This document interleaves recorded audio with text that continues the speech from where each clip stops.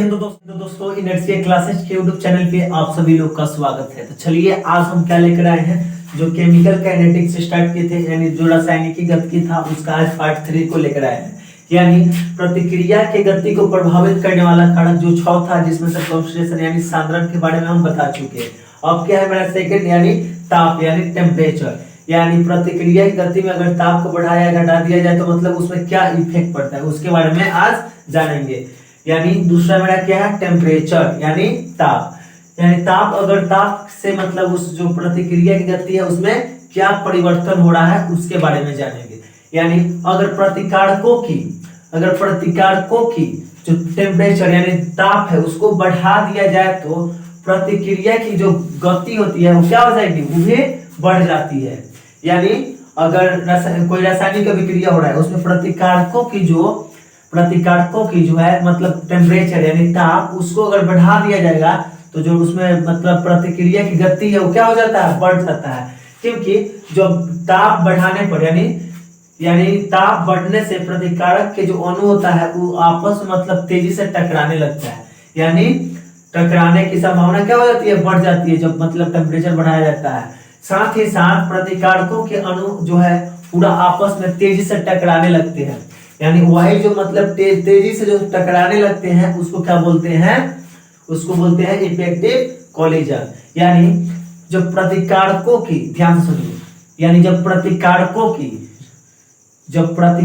की जो मतलब टेम्परेचर है यानी ताप है अगर उसको बढ़ा दिया जाए तो रासायनिक अभिक्रिया की गति क्या हो जाती है, बढ़ जाती है। क्योंकि मतलब ताप बढ़ाने पर उसमें जो टकराव की संभावना होती है वो क्या हो जाती है, बढ़ जाती है।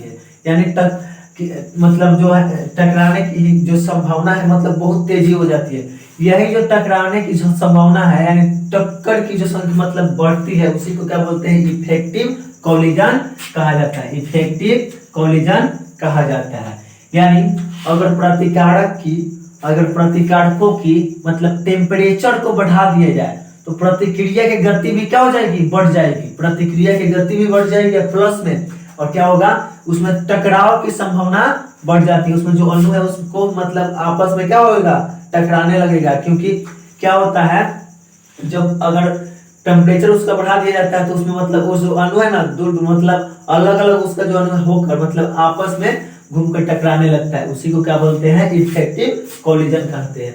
फिर सेकेंड नंबर मेरा यहाँ पे है क्या, इफेक्टिव उत्प्रेरक यानी कैटलिस्ट। यानी उत्प्रेरक क्या है, उत्प्रेरक का मतलब क्या प्रभाव पड़ता है, तो उत्प्रेरक का मतलब होता है वह पदार्थ, यानी उत्प्रेरक वैसा पदार्थ है मात्र वो अपनी उपस्थिति से, यानी उसमें अगर वो प्रेजेंट हो जा रहा है, यानी वह पदार्थ जो अपनी उपस्थिति मात्र से प्रतिक्रिया की गति में परिवर्तन ला देता है। यानी क्या बोल रहा है, कैटलिस्ट। यानी उत्प्रेरक क्या है, अगर कोई रासायनिक अभिक्रिया हो रहा है उसमें क्या होगा, अगर वो शामिल हो जाएगा तो उसकी प्रतिक्रिया की गति में क्या कर देगा, परिवर्तन कर देगा। उसी को क्या बोलते हैं, कैटलिस्ट बोलते हैं, यानी उत्प्रेरक कहते हैं। यानी वैसा पदार्थ जो अपनी उपस्थिति मात्र से प्रतिक्रिया की गति में परिवर्तन ला देता है उसको क्या बोलते हैं, उत्प्रेरक कहा जाता है। क्या कहा जाता है, उत्प्रेरक यानी कैटलिस्ट। यानी वैसा पदार्थ, यानी कोई पदार्थ है जो मतलब अपनी उपस्थिति मात्र से, यानी उसमें जो शामिल हो जाएगा तो उसकी जो मतलब प्रतिक्रिया की गति है उसमें क्या हो जाएगा, चेंजिंग आ जाएगा, उसको क्या बोलते हैं, उत्प्रेरक। क्या बोलते हैं जी, उत्प्रेरक। तो उत्प्रेरक मतलब प्रतिक्रिया की गति मतलब जब शुरुआत होता है उस समय और मतलब प्रतिक्रिया की गति जब अंत यानी खत्म होती है उस समय क्या होती है, अपरिवर्तित रहती है, यानी नहीं बदलता, उतना ही रहता है। यानी आई होप कि आपको उत्प्रेरक भी पूरा क्लियर हो गया होगा। अगर ना समझ में आया तो कमेंट प्लीज जरूर करिएगा, फिर से हम इसको समझाने की कोशिश करेंगे। यानी फिर क्या है मेरा चौथा, प्रेशर यानी दाब। यानी प्रतिक्रिया की गति में दाब को घटा या बढ़ा दिया जाए तो क्या होगा, यानी दाब का क्या इफेक्ट उस पर पड़ता है। तो दाब जो है दबाव में परिवर्तन सिर्फ उन गैसीय प्रतिक्रिया, यानी क्या बोल रहा है, दबाव में परिवर्तन सिर्फ उन गैसीय प्रतिक्रिया की गति में परिवर्तन लाता है जिसमें अभिकारक तथा प्रतिफल, जिसमें अभिकारक यानी जो रासायनिक अभिक्रिया में भाग ले रहा है तथा प्रतिफल यानी रासायनिक अभिक्रिया के बाद जो मतलब पदार्थ का निर्माण हो रहा है उसको बोलते हैं प्रतिफल।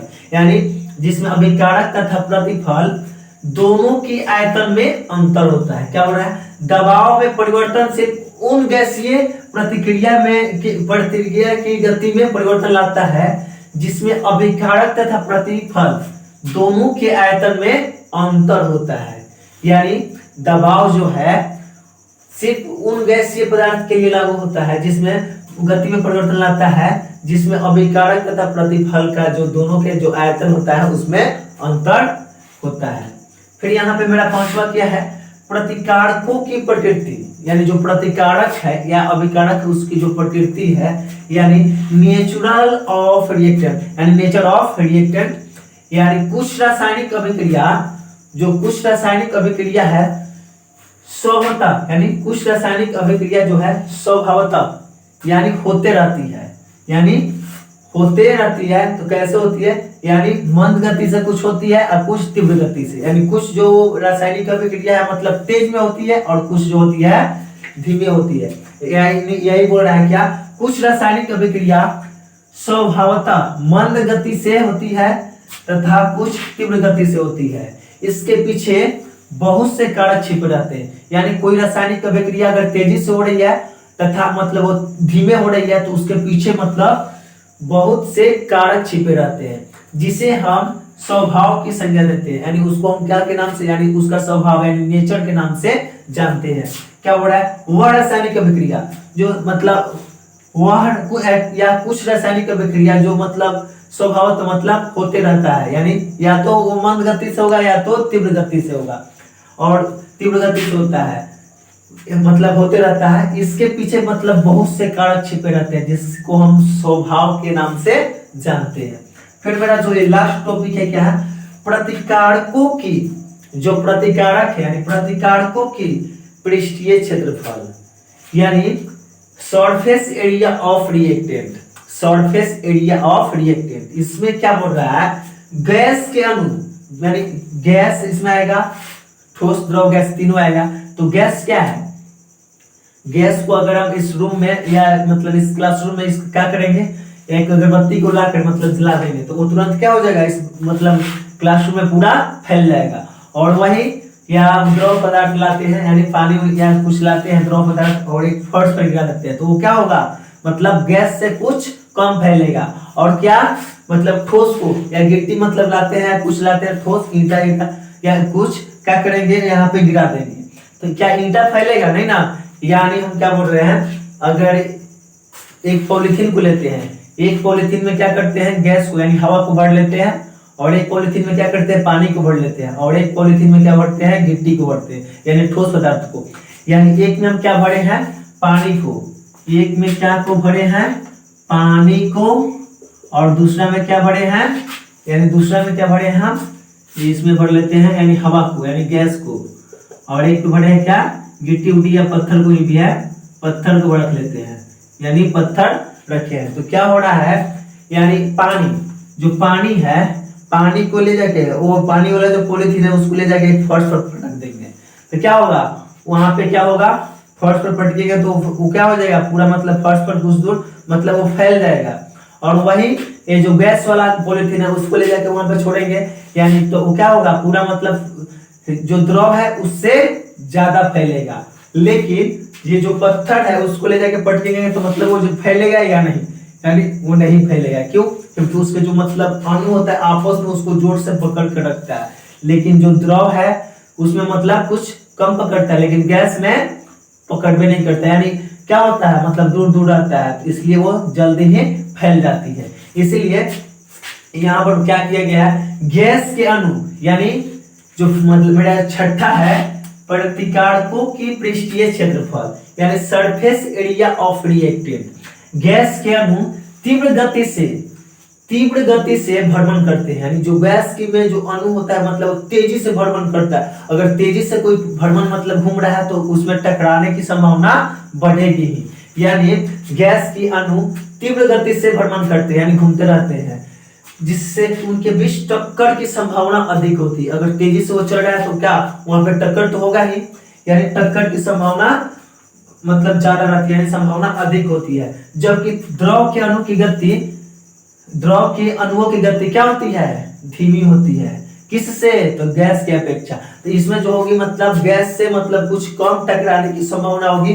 लेकिन यही यानी अगर प्रतिकारक ठोस अवस्था में हो, यानी प्रतिकारक जो है ठोस अवस्था में आ जाए, तो जब हम उसको यानी अगर कोई ठोस पदार्थ है तो उसको चूर्ण की तरह मतलब उसको हम पूरा क्या कर देंगे, पूरा मतलब उसको चूर्ण की तरह कर देंगे। तो यानी उसका अगर उसको महीन चूर्ण करने से सरफेस एरिया जो होता है क्या होता है, बढ़ जाता है।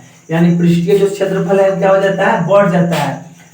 अतः उसमें मतलब यानी अगर बढ़ जाएगा सरफेस एरिया तो उसमें भी टकराने की संभावना बढ़ जाती है। यानी ये क्या बोला, गैस के अणु तीव्र गति से भ्रमण करते रहते हैं, जिससे उसमें टकराने की संभावना सबसे अधिक होती है।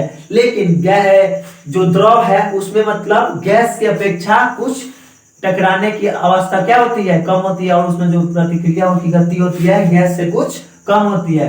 और जो मतलब ठोस है, ठोस को पहले महीन चूर्ण के मतलब महीन चूर्ण में क्या करते हैं, उसको मतलब कूट देते हैं। तो मतलब उसमें जो उसका जो सरफेस एरिया है यानी पृष्ठीय क्षेत्रफल है वो क्या हो जाता है, बढ़ जाता है, जिससे उसमें भी टकराने की संभावना बढ़ जाती है। फलस्वरूप प्रतिक्रिया की गति बढ़ जाती है। तेजी से वो मतलब इधर उधर चल रहा है तो प्रतिक्रिया की गति बढ़ेगी। आई होप कि आपको ये वीडियो बहुत ही अच्छा लगा होगा। अगर वीडियो अच्छा लगे तो लाइक शेयर एंड चैनल को सब्सक्राइब जरूर करिएगा, क्योंकि इस वीडियो को बढ़ाने के लिए अभी मतलब टाइम कितना हो रहा है, लगभग अभी टाइम हो रहा है 12 के आसपास, 12:05 के आसपास हो रहा होगा अभी टाइम। यानी इस टाइम में वीडियो को मतलब शूटिंग कर रहे हैं, क्योंकि दिन में मेरा हमको जो मतलब टाइम है वो नहीं मिल पाता है। इसलिए आप लोगों से मतलब ये